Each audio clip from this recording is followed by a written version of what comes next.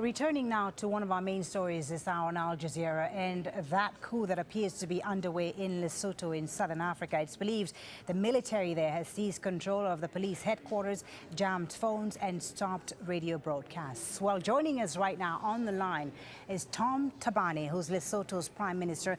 He's in Maseru, the country's capital. Prime Minister Thabane, thank you very much for taking the time to talk to us on Al Jazeera. First question, and a very simple one. Who is in control right now in Maseru? We still have a government in place. There is a temporary disruption of services by the country's own army, led unfortunately by the sitting commander. This unfortunate incident, I think, follows a period where we had a look inside on issues of corruption among ourselves, and some senior members of cabinet were, I think, to my mind, indictable in terms of corrupt practices. This kind of situation bred the kind of instability that I had not, or reaction that I had not expected, because we did voluntarily form an anti-corruption unit in the country and gave it the powers to investigate whoever without exception. In fact, they can investigate me too. I think only the royal family are excluded from this because... Okay, Prime Minister Thabane, I'm sorry to interrupt you. I apologize for interrupting you. We'll get into the issues in just a second, but I just want to make clear to our viewers right now about the situation in Lesotho. Where are you right now, Prime Minister Thabane? Do you feel safe? I'm talking to you from a venue in South Africa.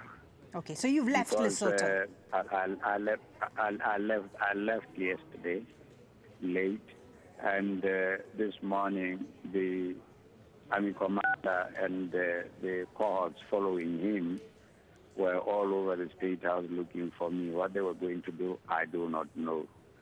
But I mean to return home as quickly as possible. So a coup, would you confirm once again that there is a coup happening right now in your country, Lesotho? The definition of a coup suits all the happenings that are going on there today. Okay.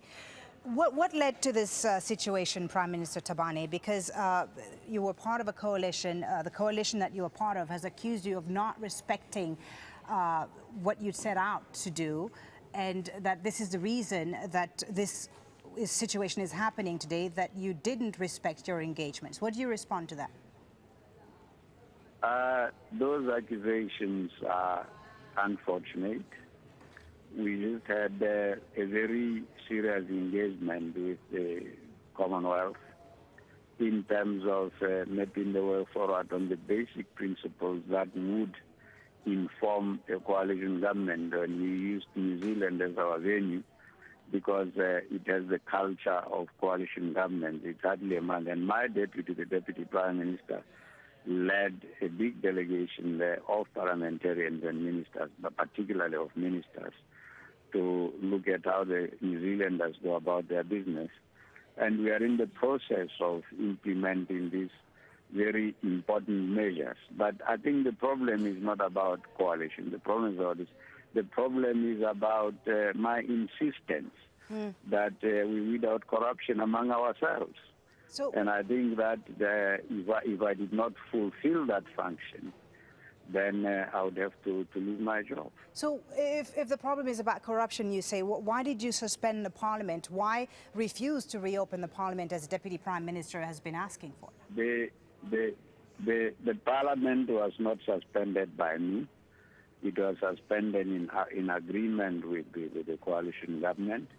And there were certain issues that were canvassed even before SADC, which we canvassed, and it was agreed that we go back home, remove those obstacles, and reopen Parliament. In fact, Parliament was not closed, it was just prorogued, which means it was a temporary suspension.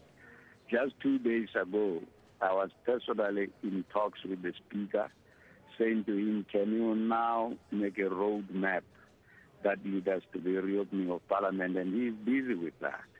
Now, that business is not only being done by our Speaker at home, South Africa and 2 other countries have been chosen to help us through this process so that we can reopen Parliament as quickly as possible. Now, allegations that I personally am against Parliament are untrue. As a coalition government, we decided to prorogue Parliament. Proroguing Parliament doesn't mean closing it. It means closing it for a period beyond the normal period. Okay. And we are very close to reopening Parliament, and I mean this. Well, but when we reopen Parliament, we must not repeat the incidents that made us all agree to close it in the first place. That's all I'm asking for. Okay, well, in the meantime, the army seems to be in control in your country while you're in South Africa, Mr. Prime Minister. Thank you so very much for taking the time to speak to us. That was Tom Thabane, Lesotho's Prime Minister, talking to us from South Africa as reports of a coup in the country now appear to be confirmed.